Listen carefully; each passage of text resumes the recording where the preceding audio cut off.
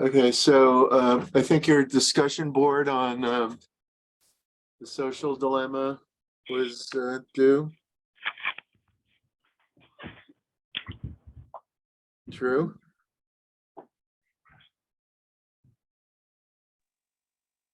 Yeah, but is it okay if we can just get into like the evening if you don't mind, or no? That's fine. All right, I'll give you another day. So I'll make it due Thank tonight. you. Okay, Thank you, make sure you get appreciate it it. done tonight though, because tomorrow I'll grade it. Uh, any thoughts on the social dilemma before I get started? Alessandro, Hey, Professor. any thoughts on the social dilemma? Oh, I was going to do it tonight. Oh, you haven't done it yet? Yeah, I Who's was going to do it tonight. okay? Who's watched it already? Someone must have. No, afraid to talk. Kristen,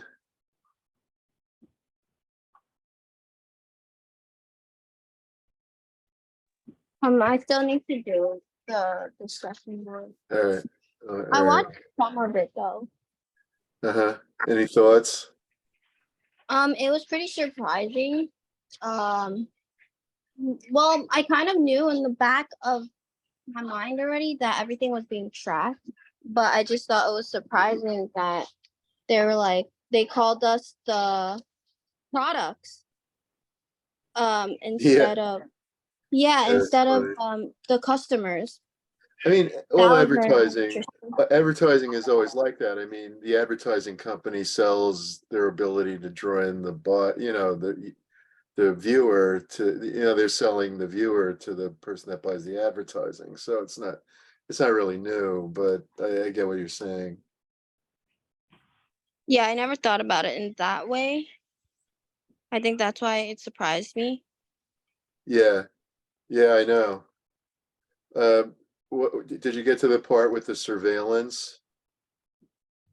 Like they track you and stuff?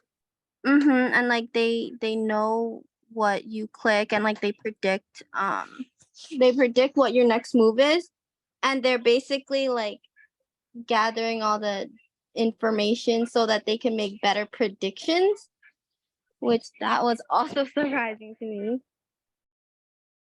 Yeah, yeah, totally. Like I showed my class this video about Robert Moses, who we're also going to talk about later when we do power. And Amazon started advertising the book about him, The Power Broker. I said, wait, how did they know? But of course, I'd shown it on Amazon. But yeah, I think they actually sometimes hear stuff too. It's not just. I know it sounds crazy, but I think they can actually record, like through this camera. They can record. They can hear what people are saying, and if that information gets to them, they'll start. So even like your casual conversations are fair game to them. Um, so it's also related. It's a little bit out of the topic of communication, but there's been a lot of publicity lately about central bank digital currency. And that's basically the same thing, except what that is the Federal Reserve Bank eliminates banks. And so you don't need a credit card anymore. You don't need all your deposits and spending. It's all done through like a digital currency, like Bitcoin, except it's all controlled by the government. So basically, the Fed, your only account is now with the Fed, and then you go around spending money. And people are like saying, I've heard this professor from Oxford was saying, like, because digital currency is so seamless, it doesn't really change the cost structure or anything. It's not like it's more efficient than what we have now. But what it does is it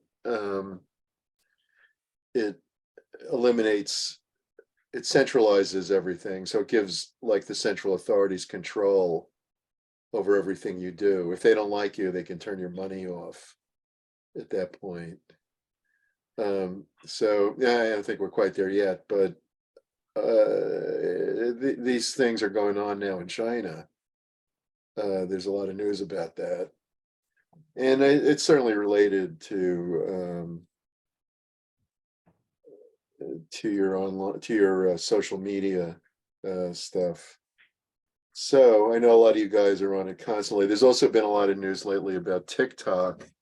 I don't really believe that the government has the right to regulate your access to something like TikTok. I mean, unless there's some kind of imminent threat from TikTok, and what they're saying is that the Chinese government is influencing the youngsters, people, I don't know, I guess people your age or maybe younger, to have certain points of view. It may be true or not. I don't know whether it is or not, but I don't really believe that the state has the authority to tell you what you can and can't watch. That's why we're different from China. I mean, the communists are different from us. We believe in freedom. They don't. So I don't really buy into this thing that they're going to legalize TikTok, but I would say that you as a customer should be aware that these sources are, biased, if not dangerous.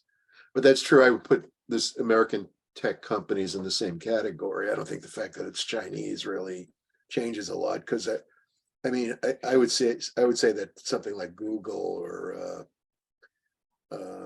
one of these other things, Facebook or whatever, that they're just not that far different. So they're influencing you too, and you don't really know what their motives are either. Just because we're American doesn't really change a lot. So anyway, let's take attendance, and we'll talk about communication today and get more into the theory of it. But a lot of your chapters about social media and the relationship to business. My wife is really into tech. She's like setting up internet businesses and training programs and stuff. And she's been telling me over and over again that the technology is beyond belief at this point. She said, one of the things she told me was that there are now programs that can tell you if content has been created by social media, by artificial intelligence. So basically, people will be able to detect whether you've used artificial intelligence to create your work. But it's also true that the technology has advanced to the point where you're able to create content for, say, you want to do a presentation on social media.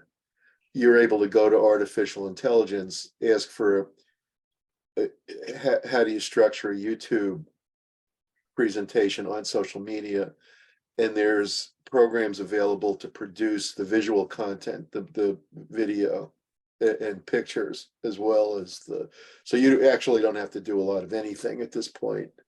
Now, obviously, that's going to create a lot of issues for, first of all, to what degree do you want these machines that don't really have any accountability and you don't really know what their biases are to give information on your behalf? And to what degree are you going to believe what they say? When Google first came out, it seemed to me to be an objective information source, but over time it became politically charged, and it's not objective at this point at all. If I haven't given you guys a research paper really, but if you rely on Google for a research paper, you get a slanted set of information.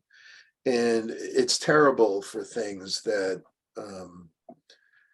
require some kind of integration. You just don't know what the overview is. You're doing with it. Like if I were to try to like write a paper on nuclear energy or something, if I started by Googling, I would get a very narrow picture of what's available, and it wouldn't be a good paper. Rather, what you have to do to write a good paper is educate yourself as to what the issues are. So you read some books and study. Of course, that's a lot harder than just Googling something. So I think a lot of this technology has the effect of making it gives you a lot of information, but it makes people stupider. And this is dangerous because it's a lot worse to think you know something when you don't than to know you don't know anything. It's better to know that you don't know anything than to think you Googled something so you know the answers. And this is also characteristic of social media, which is why disinformation and fake news, so-called, became such a hot topic lately, because people are easy to fool. I would say very little of what you get in the American media was ever real. It was always slanted. And this goes back a long time. I would say more than 100 years. It was always biased. I mean, even if you go back to the days of Washington and Jefferson and Hamilton, they all the media was biased. It wasn't until the late 19th century that Adolph Fox, the founder of the New York, well, not the founder, but the innovator of the modern New York Times. He bought the Times that existed before. He was funded by Wall Street to buy it, and his family still owns it. And he created the idea of objective news, and that idea had some panache for, I guess, about 4 decades or 5. By the 50s, there were people like screaming about media bias, and it was probably before that. But the complaints then escalated over time. I think, by the 70s, there were like organized alternatives to the media, and today nobody really takes the media that seriously because there's so many alternatives online and so on. And personally, I grew up with television, and I was the baby boomer generation. You'd wake up, you were a little kid, and you woke up early in the morning on Saturday, and you watch cartoons on television, and that whole mindset is gone now. They like the idea that TV is the chief communication device is completely gone. It's been, as I mean, probably most of you don't watch TV, and I myself have given up my cable subscription. I no longer get TV. So, so even the TV generation doesn't watch TV anymore. So basically with that happening, the power of the media is naturally going to decline. And one of the complaints in the movie is that the social media creates divisiveness. And I think that's probably true, that, in other words, they're tailoring information to you. So whatever your point of view is, it doesn't really matter. They'll tailor it, and they'll give you the information that supports your preconceptions, because people like self-confirmation. I think we talked about self-confirmation bias earlier. And, Jonathan Haidt, in the book, The Righteous Mind, it talks about this extensively, and how people look for confirmation of their own preconceptions rather than look for what's real. And so, it's very difficult to have a civil debate, and those skills have to be learned.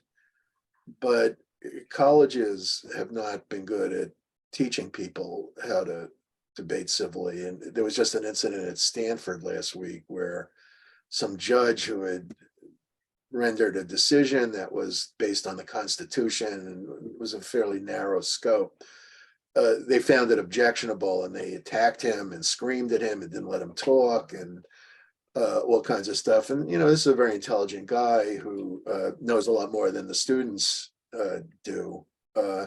And they had no interest in hearing what he had to say. Rather, they thought they know enough to silence him. They're that smart, and frankly, they're not smart. In fact, I would not consider them capable of rational thought or having anything of value to say. When people behave in that way, I think they've kind of discredited themselves and really are not part of the conversation at this point. So basically, schools which should have educated us as to how to converse more civilly have instead encouraged more and more animosity, and so and intolerance.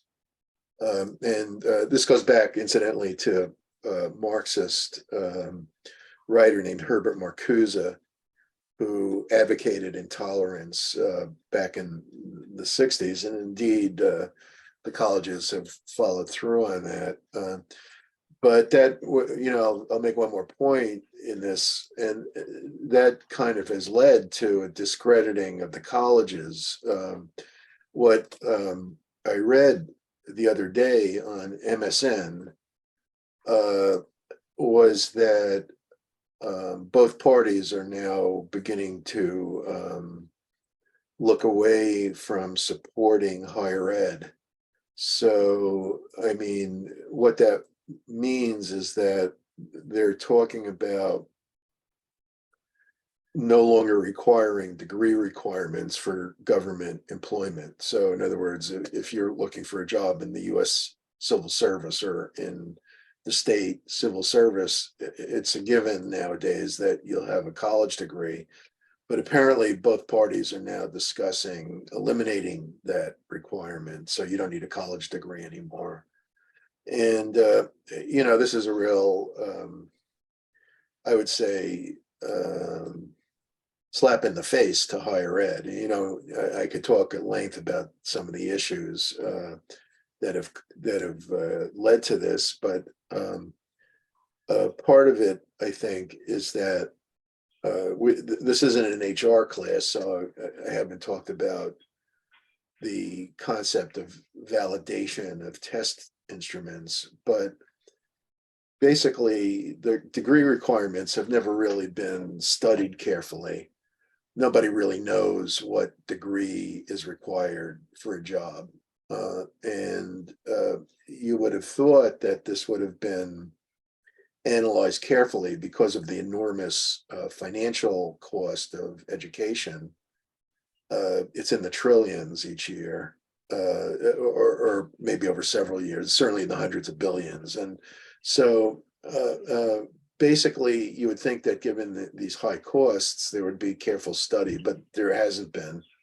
So basically, companies often require degrees without really knowing whether the degrees are needed or not. And, this isn't the course to talk about this, but basically what that means is that it's hard to defend why degrees are required for the jobs they're talking about or shouldn't be required. I'm not saying they should or shouldn't. I don't think we really know that. And so basically, and all this is related to communication, which is the subject for today, because basically there are two sides to any communication. Communication builds a relationship, and communication conveys information. And those two purposes of communication are distinct. So in other words, I can convey information to you, and you might hate my guts for doing it, or I could convey the same information to you and you might love me for doing it. And often the difference is simply how much attention we've paid to the feelings of the people we're communicating with and how we've related to them. So basically, we've got two issues here. And as I've already kind of suggested in discussing political debate in America, which was always filled with animus, it's nothing new. This thing that, oh, and there is more division now than there was, say, 30 years ago. That's true. But there were other times in American history when there was more division than now. And in fact, there was a war in 1860 fought over regional divisions. Part of the issue was slavery, of course, but there were other issues too. It wasn't only slavery. That was a critical foundation for the war. But there had almost been a war in the 1820s. South Carolina threatened to secede, and Andrew Jackson threatened them with the military over tariffs, over tariff that benefited Northern manufacturing at the expense of Southern agriculture. So in other words, these kinds of vicious arguments have occurred over and over again. And sometimes it's worse, sometimes it's less worse. It became very hot in the 1790s, and John Adams signed a law called the Alien and Sedition Act, which, like this thing about TikTok, banned certain kinds of speech. That became very unpopular, and there was huge hostility about France at that time. And the banning of the speech led to the election of his opposition, Thomas Jefferson, and Jefferson became the third president. And there were no serious political divisions for 20 years. That was called the era of good feelings, and people didn't feel the need to have a political party because the Federalists, led by Adams and of course Hamilton, had so discredited themselves that people didn't. They were still around, but people didn't take them seriously for federal elections. That changed, of course, and if you study American history, you'll see these patterns over and over again. And the sad truth is that our colleges have done such a dismal job of education that virtually no one knows anything about history, among a lot of other things they don't know about. So, so this thing that political division is new and the country needs to break up because of it isn't really true. But at the same time, we haven't done a lot to improve the emotional content of our conversation. We're probably no better sophisticated than they were 200 years ago at how we communicate. And so this is an important issue in business because business is basically where you want to win people over. You want to win your clients over, you want to get business, you want to win customers, and you also have to win your employees. In my HR class, we're doing a case study on SAS. SAS is a computer system that developed into a whole host of enterprise software suites that are sold to big business and academia.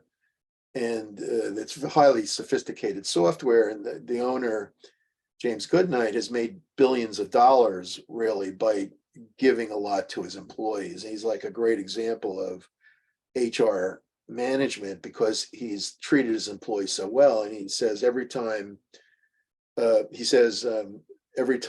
day ends, I see my greatest assets, my most valuable assets driving out of the parking lot. And my job is to make sure they come back the next day. And that's how he's made billions of dollars, by winning over these employees.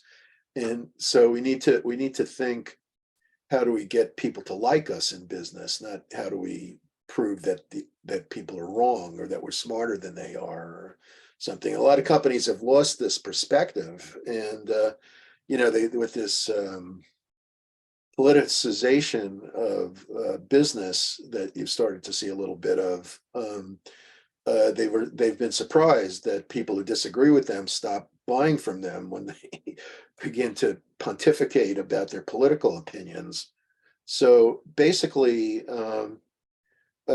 we all need to learn both about other people's feelings, but also how to better communicate, how to communicate more accurately. So we're going to get into that today. And first, though, I'll take attendance. Let me just check that people are not in the waiting room. There are a few. Okay. All right. So I'll start with attendance. Syed Abbas. Here, Professor. Hello. Syed Ahmad. Samima Akhtar. Alessandro Alessi. Hey, good morning. Good morning, sir. David Batesh. Yeah, good morning, Professor. Good morning. Anam Bahati. Good morning, Professor. Good morning, Anam. Melissa Calixto.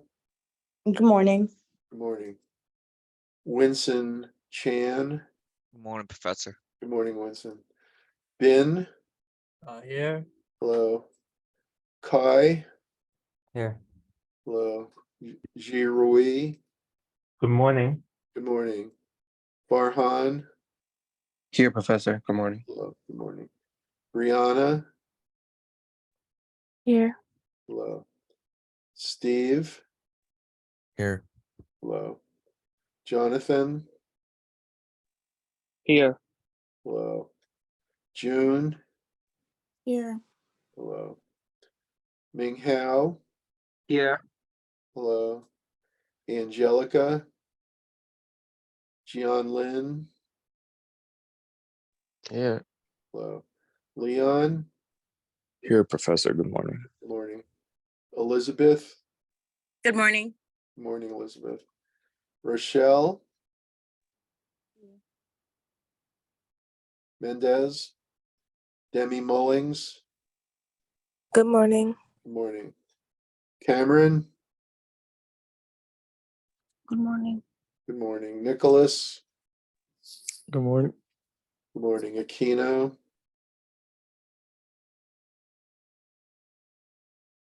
Aquino. Olivier. Jenny. Jenny. Chenille. Here No, Chenille. for Jenny. Oh, this is Jenny. Good morning, Professor. Shanila here. Okay, got it. Anna.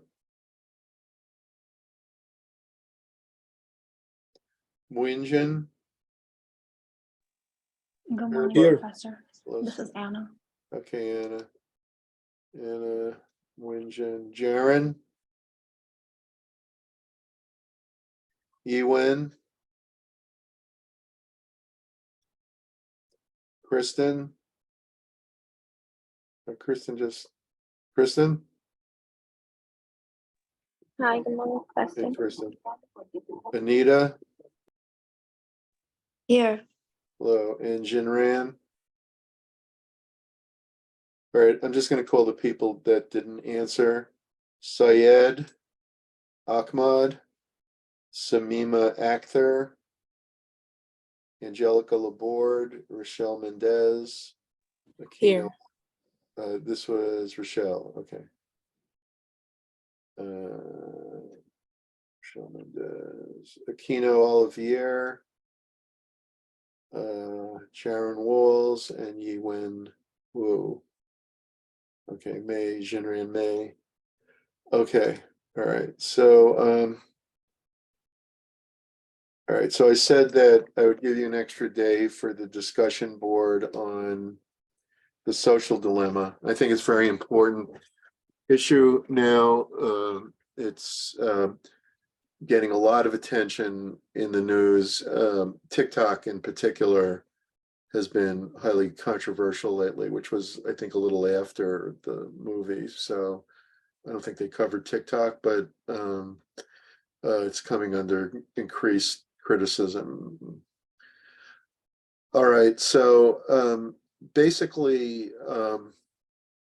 communication I was talking about has two dimensions, the emotional and the factual. And it's defined as the transfer and understanding of meaning. So you can do that well, but not further the interpersonal relationship.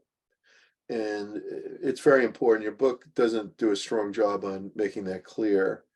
And so I would say every time you communicate, you should ask yourself, am I improving my relationship with the person or people I'm communicating with, or am I worsening the relationship? Okay. Ideally, you're going to do both. You're going to communicate information and improve the relationship. And as I was saying, business has a lot to do with improving relationships. All right. You don't get ahead in business without good relationships. I think I mentioned I saw this movie. It's actually somewhat old. It's about 10 years old. Inventing David Geffen. And I mean, really, the way he's the 104th richest American. Sorry, 93rd richest American. I got mixed up with someone else. And basically, he's the 93rd richest American. And the way he did that was largely by building relationships with his clients. And so basically, communication means that you're developing a relationship, and you always have to keep that in mind. Synchronous communication is where both the sender and the receiver are present. So we're teaching a synchronous course right now. I used to teach online courses for many years that were asynchronous. They didn't have synchronous until a few years ago. So it was hard to do. They had it, but it was hard to do. I mean, the first time I ever taught distance learning, it was actually with the video conferencing. So I was teaching one class in Westchester and another class in Rockland at the same time via video technology. And that went back, that was back in, what year was that? 96 or 97 or so. 96. So it's, it's been around. This kind of thing has been around for a long time. But basically, Zoom and similar systems have vastly improved our ability to do this. And so the technology, you can see how technology has had an enormous effect on the accuracy of communication. It hasn't had a great effect on the emotional content. I don't think people now, as I'm saying, are any better at the emotional content than they were in the time of Hamilton and Jefferson. But we're certainly better at conveying large amounts of information accurately in a rapid manner because of the availability of information technology. Now, one of the big problems is people's minds work more quickly than people can talk, and all of us are bad listeners. Not all, but most of us are bad listeners, and we experience listener burnout. Now, this has been accelerated by the kind of technology that makes information easily accessible. So basically, I teach a Zoom class, and not everyone stays at the cam. Okay. I teach in class, and people are on their cell phones because of cell phone addiction, smartphone addiction. And so this inability to listen has been amplified by the technology, which, as I say, I think more information is available, but in many ways, people are a lot stupider because of it. And that's an example.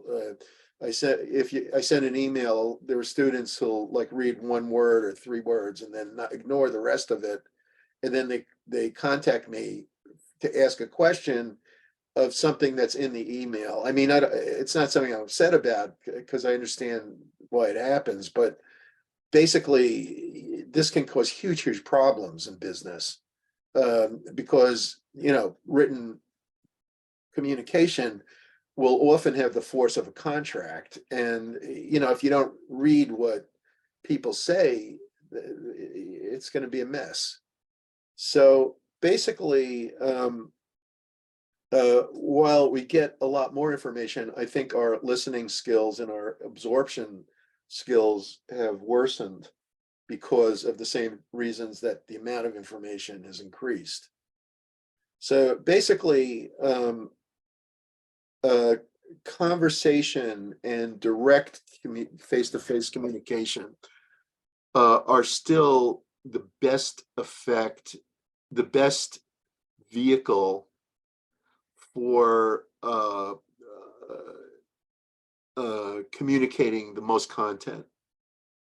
The idea of information richness is that more information is communicated in a given communication episode, or less, more or less. So a vehicle that communicates more information is richer than one that communicates less. Obviously, a Zoom meeting is less rich than an in-person meeting.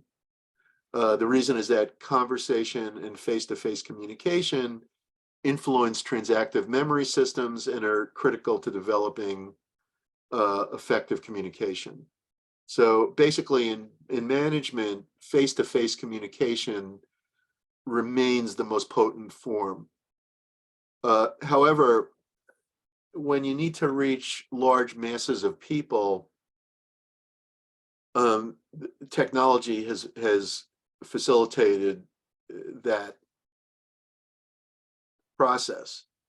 And so basically the communication has had enormous effects on how organizations are formed. And you know, you can increasingly make a case that the concept of a university has been superseded by the availability of information in podcasts and other accessible forms that don't require the edifice of the university and are more quickly changeable. Now, I don't think you're going to get a broad education from the internet, and I don't think you're going to get any kind of real education from podcasts or social media, which is why, you know, the quality of conversation has declined precipitously. But basically, to get information about narrow technological problems, for example, or how to improve your interpersonal skills, things like that, you can learn that from podcasts. And the question is that, are you getting more from the university? And I think the reality is that the universities abdicated their commitment to broad general education many decades ago when they rejected, for example, Western civilization as a subject. And so what they became was largely, instead of discussing broad foundational kinds of material, including writings, as well as reading classics from our culture, what instead they did was focus on a lot of specialized niches which don't provide a general education. And so there is no shared canon. And so universities have already failed to do what I said the internet can't do. So basically, you're not substituting something that's worse for something that's better. You're replacing something that's already failed with something that can't work. And so basically, I'm not too sure that the market for education isn't going to shift radically. And basically, we don't have a well-educated population, and I don't think that's going to probably change because of the electronic media. So basically, conversation is highly flexible, and because of the intense emotional content, is a very important tool in developing relationships, and especially in particular developing business relationships. If you look historically at how organizations, why organizations were formed and the reason that they were formed, what you basically had was a chain of command. So you had a CEO or a president or what have you, and the CEO would have people reporting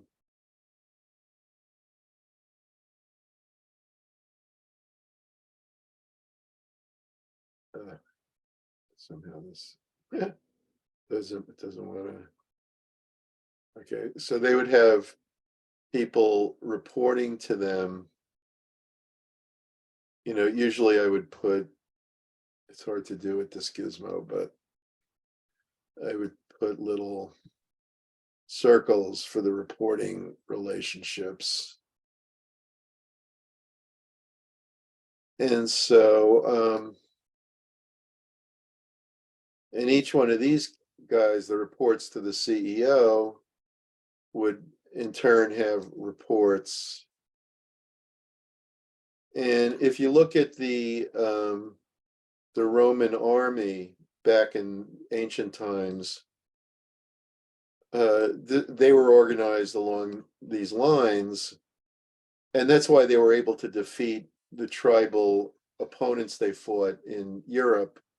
The Celts and in Gaul and so on, and the more northern tribes, not the most northern, but relatively northern tribes, and elsewhere in the Mediterranean, because they had this kind of organization. And what part of why this kind of organization worked so well in those days, and even with the advent of the telephone into the 1970s, this type of organization worked pretty well. Excuse me 1 second. Oh, okay. Something was going wrong out there. Worked pretty well. And what then changed was, of course, this new technology that enables an organization that looks more like this. So an organization that looks more like this, you have a CEO here at the center, and everybody. Now, this has because it's two-dimensional, it has a flat look. But if you can picture this in 3 dimensions, that the center guy is elevated and giving other people directions. So you no longer need the chain of command, because let's say he or she has 500 employees. They could send everyone a text at one point and get everyone on board with the same information. So they may not need the kind of hierarchy. If you look at the Roman army, so you would have the head, and then there would be a division. I forget the terms they use, legion and so on. And they would have 10 reports. The head guy would have 10 reports. Then each of those reports would have 10 reports. And then each of those guys would have 10 reports. So, 10 to the fourth, 10 times 10 times 10 times 10 is equal to 10,000. So you would have fairly rapid communication to 10,000 people. And this gives an enormous tactical advantage to an army. You can change your plans quickly. And the people they were fighting didn't have this kind of advantage. So the organizations that I grew up with and that still are around in large part, I mean, even companies like Google and stuff have some semblance of that type of organization, Microsoft or what have you. But you need less of it. And this came about not only because of the new technologies that we've been witnessing since the smartphone and other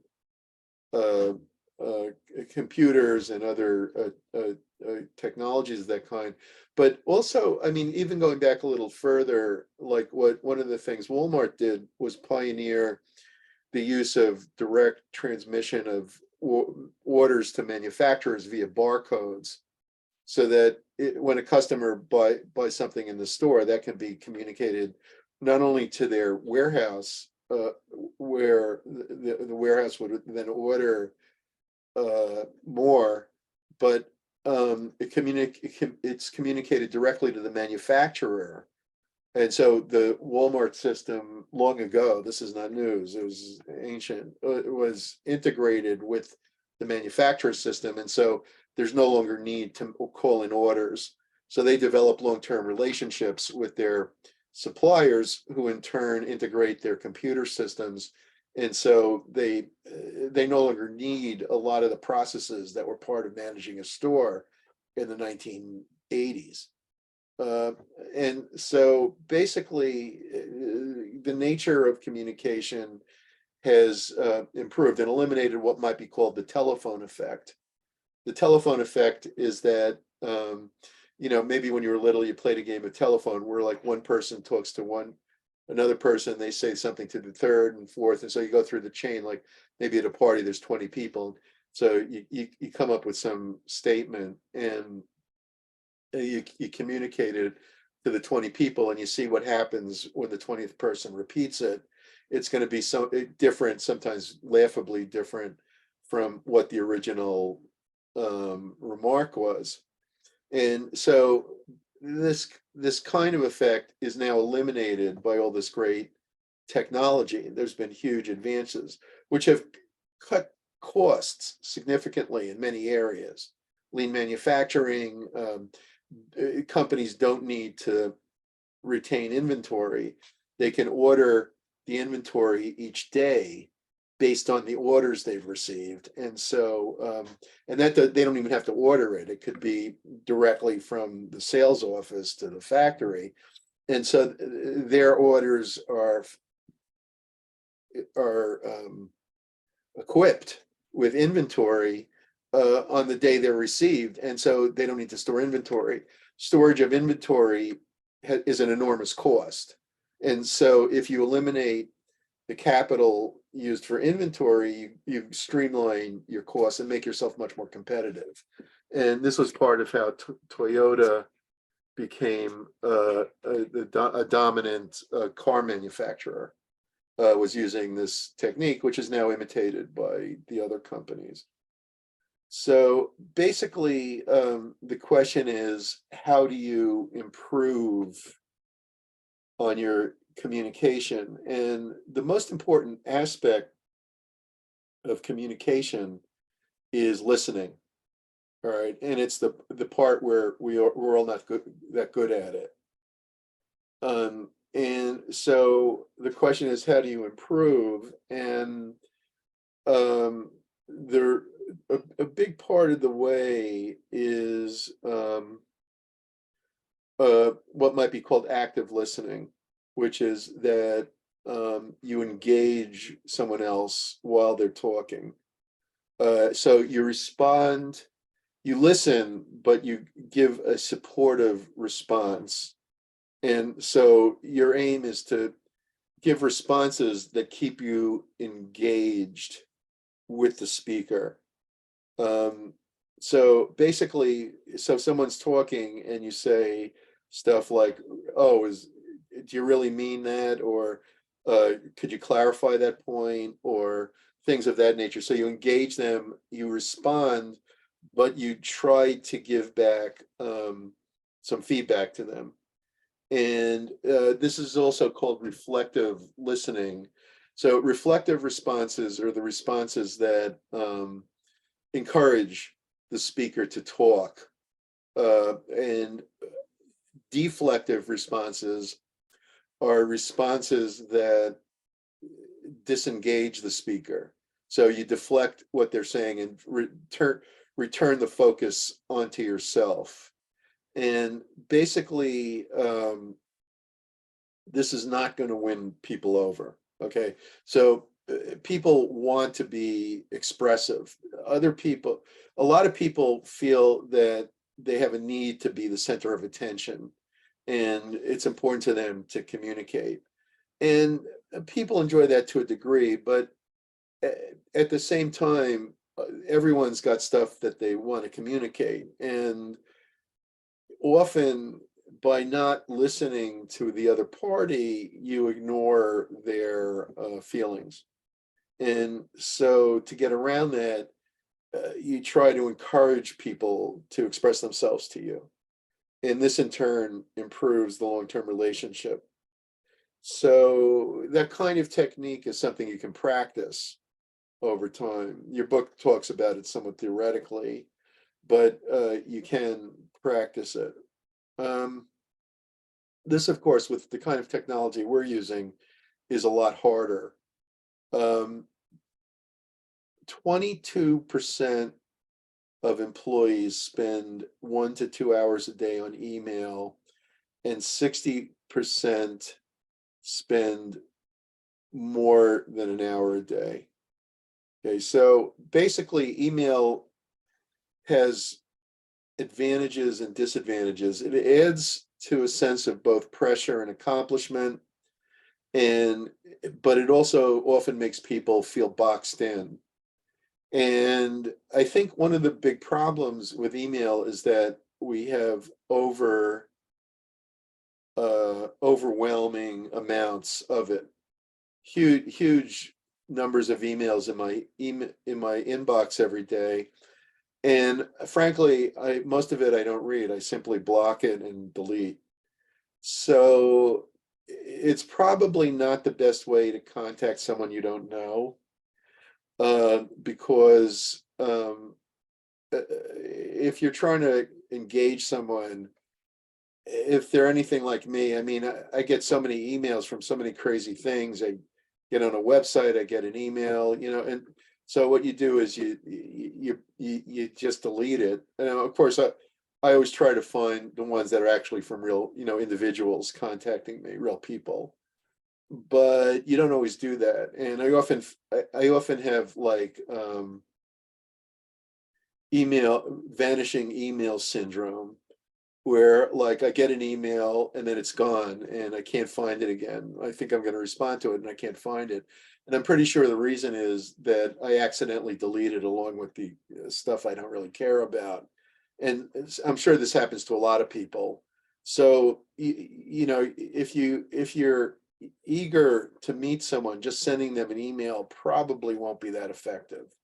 It may not matter. It may say, well, if they answer it, they answer it, and then that's fine. But if it's somebody who's really important, like you want a job from them or something like that, I think you need to do more than an email in general.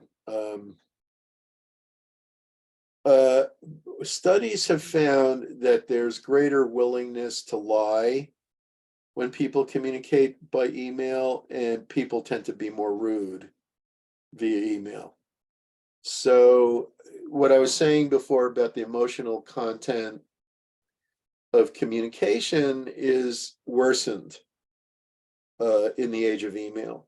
And this is probably true in other techniques. I was on Facebook for a year or two, and I got off it because of this. I found myself getting annoyed with people, and you don't really communicate well on these things. I know a lot of people feel they get like recipe information and other kinds of information from social media, and people are free to do whatever they like, obviously.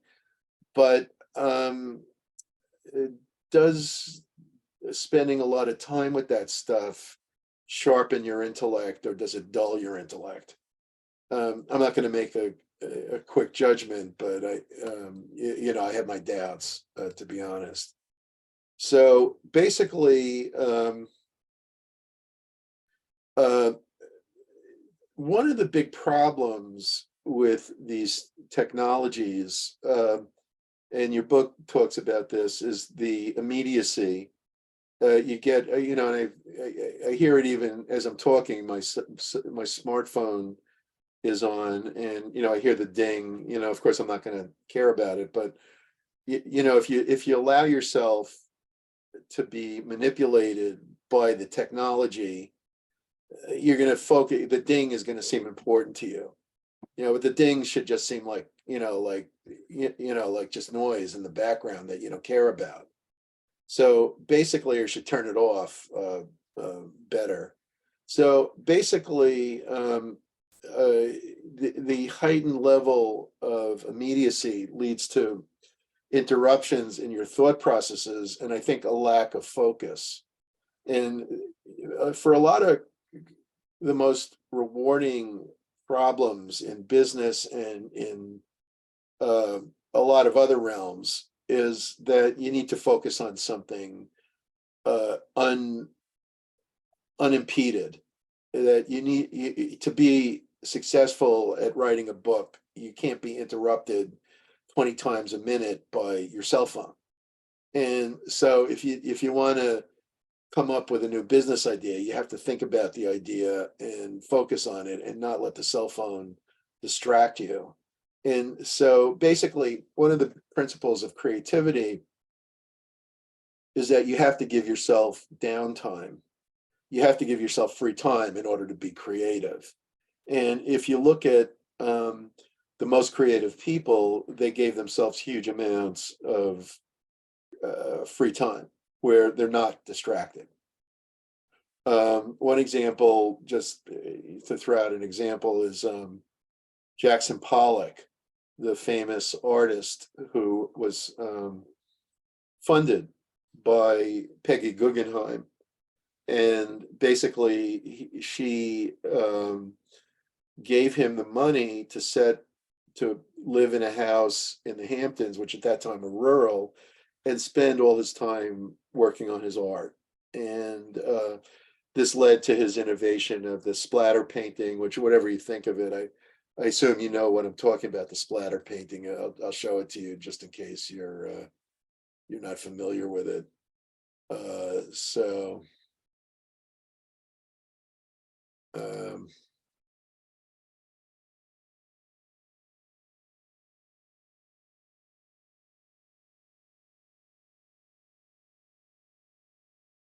Okay, so this, where'd it go?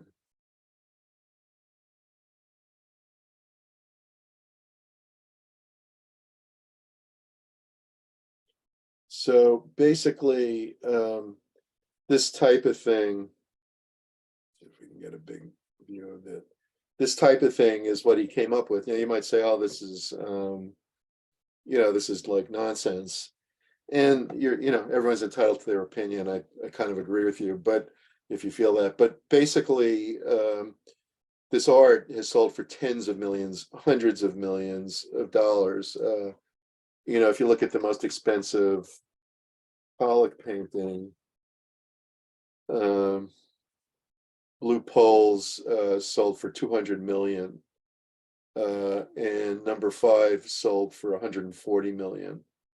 So basically, what you're talking about there is he came up with ideas that Peggy Guggenheim funded and became hugely important and influential works of art that sell for enormous amounts of money. And I think whatever your opinion of modern art is, I think ultimately the question that business people have to ask themselves is my product being purchased by others? And if it is, that means it worked. That's the test. Now, you could say, well, I don't really agree. I don't like modern culture, or I think it's pointless, and that's fine. There's nothing wrong with that. But I think business means that you care about markets and you're doing something to please the market. And to come up with something like that requires the kind of creativity that Pollock applied. And so I'm not saying you need to be quite at that level of creativity, but at times you do. And so what you want to do if you're trying to build a business and to think creatively and plan a business, you have to focus on it and not let social media get the best of you. You want to, of course, be able to use social media for your own purposes. So the sheep that follow social media will buy your products. You want to shear the sheep. You don't want to be the sheep that's sheared. Okay, so basically, you need to use these technologies, but not be used by them. You should assign time to yourself for email, turn off notifications, erase mail that you've already read, use functional searching to reduce time that you waste looking for an email. Archive, I don't do this myself, but it's probably a good idea. Archive emails in categorized folders so you can find them again. You should always be cautious when relying on text messaging. There are a number of reasons for this. First of all, anything you put onto electronic communication is replicable. So you never want to say anything that can be compromising to your reputation. As well, email, once something goes out on email, it can be repeated. So any email that's sent is, you can assume can be viewed by the public, by regulators, by whoever. And so you don't want to put things into email that you don't want to be seen on television. Okay. They used to say that you should never, an ethics test is don't do anything you don't want to see on the front page of a newspaper. Okay, and I think that's a good guide. I'm not saying it's always possible, but I think that's a good guide. All right, now, part of the reason that communication is richer when it's in person is nonverbal communication, which is very difficult to convey on social media, on platforms like Zoom. Now, my wife just did a 4-day Tony Robbins seminar, and I listened in to part of it. And he's incredibly talented showman, besides being smart, giving good business advice. He is able to create a huge sense of empathy and community. And, given that he's got on this broadcast, he's got 40,000 people broken down into hundreds of Zoom sessions, and they're watching him from all over the world. I mean, it's truly amazing.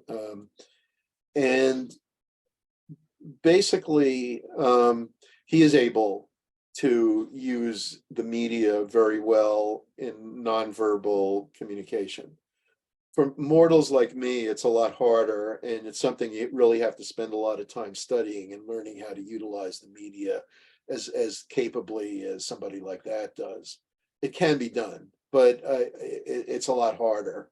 So things like body language, contact with other people, verbal intonation, how we say stuff, those things are as important as what we say. And those are kind of the elements that I'm talking about when I say that there's important that in-person communication is important, because it's got much greater richness than communication that's by texting or by email, or a little better by Zoom, but still not as good as in person.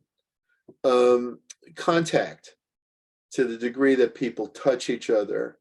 There was a big thing during COVID that you shouldn't shake hands, and I won't voice my opinions on this, but there's a reason why handshaking is thousands of years old. It's been part of Western culture for thousands of years.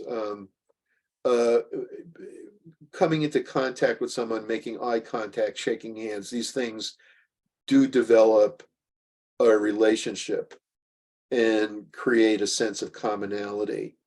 It's also related to neuro-linguistic programming.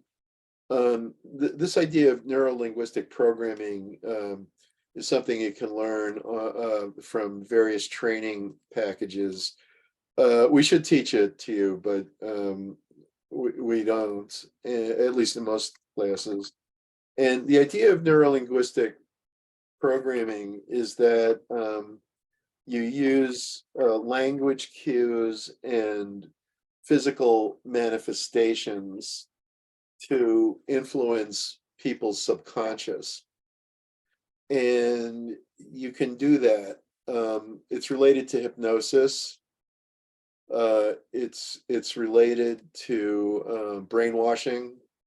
And basically, salespeople study this stuff to learn how to influence people subconsciously.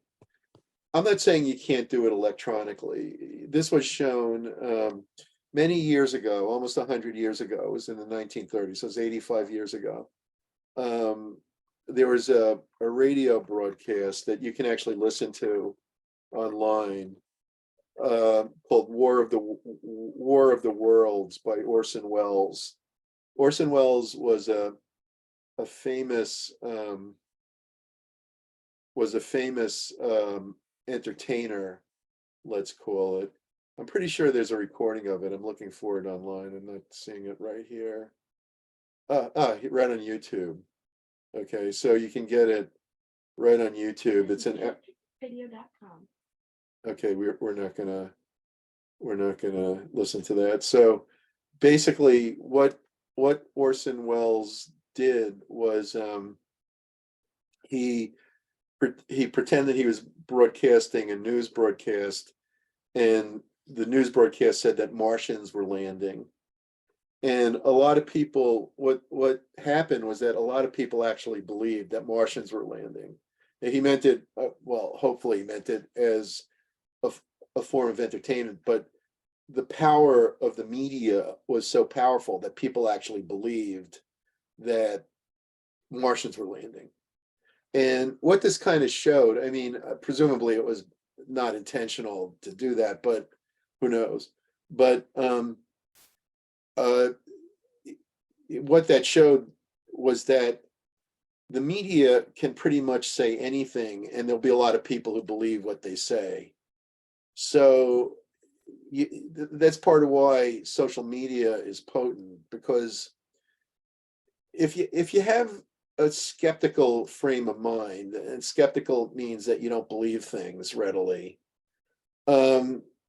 you've got to ask yourself, is this source reliable? We talked about that with Rashomon, that you don't trust any one source. And I frame that as like a person in business. If there are two employees and one comes to you and says the other person is no good or did something or some such thing, do you believe him? Of course not. You know, people are often motivated to say bad things about their colleagues because they see them as competitors. But the same thing is true, I mean, of any information source, whether it's television, news, a newspaper, or whatever. There's no reason to believe what they say. And I'm often surprised at how gullible most people are, in that they trust an information source, whatever it is, which is clearly not a neutral actor. I mean, no one is. I mean, I'm not. You know, I'm not. You know, if you look at my biases, you know, I believe certain things, and I work for, you know, CUNY, and you know, these aspects are going to give you biases. And so basically, the same thing is going to be true of the news media. I mean, they're financed by Wall Street. They benefit from centralization. They have certain points of view, and so they're going to advocate things that are consistent with these points of view. So, I mean, knowing that, you would think people would say, well, I don't believe someone who says they're going to make me $1 million if I pay them $100 to get an inheritance. You want to get that email, that's ridiculous. But at the same time, they'll believe what the media tells them about something, about oh, we need to rescue Goldman Sachs because the whole world will fall, the sky will fall if Goldman Sachs goes bankrupt. And everybody believed them. I mean, the truth is everybody believed that. And basically, you have to ask yourself all the time, what are the motives of the sources getting information from? And this is what the politicians are complaining about with TikTok. I don't believe in government intervention in any kind of speech. So, this is in the Constitution, and I think it's a very good idea. And I get very concerned when I hear politicians saying they're going to legalize TikTok, which they've been saying in the last couple of days. That this is, this is going back to the Alien and Sedition Act of John Adams.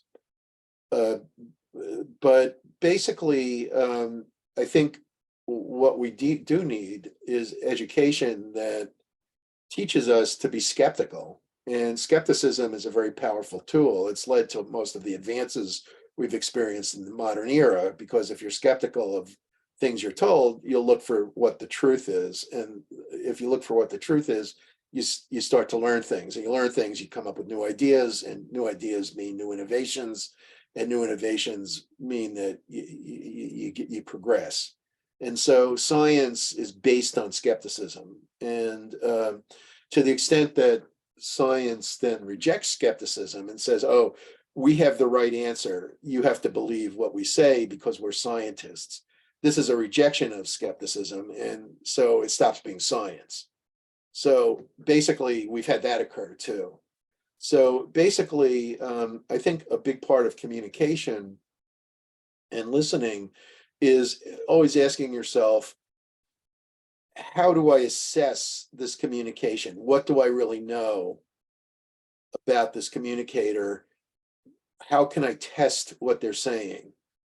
And if you can't test it, why should you believe it? And these kinds of modes of thinking are going to lead to much better decisions. Because everyone's buying Bitcoin when it's selling for $60,000, and everybody's saying it's the coolest thing and everybody should get it. Does that mean you go out and buy Bitcoin when it's selling for $60,000? All right. So now there are a number of alternatives to communication, and a lot of this keys off information richness. I just realized we're almost out of time. So we will continue with this conversation on Wednesday. And I just realized that our spring break is, I believe, April 5th and April 10th, which are starts about 10 days, 9 or 10 days from now. So we've got a couple more sessions, and then we have spring break. We're getting down to the wire here. We've only got a few discussion boards left, and then you'll need to start thinking about the final exam. So have a nice couple of days, and I'll see you on Wednesday. If you have any questions, please stick around. I do have a little time before my next class.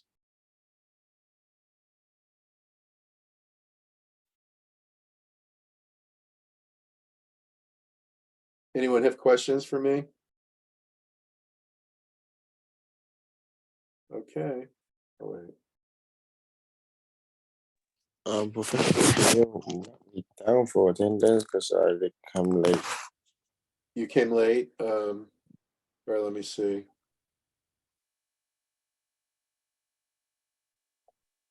Okay, I gotcha. Thank you. See you Wednesday. See you later.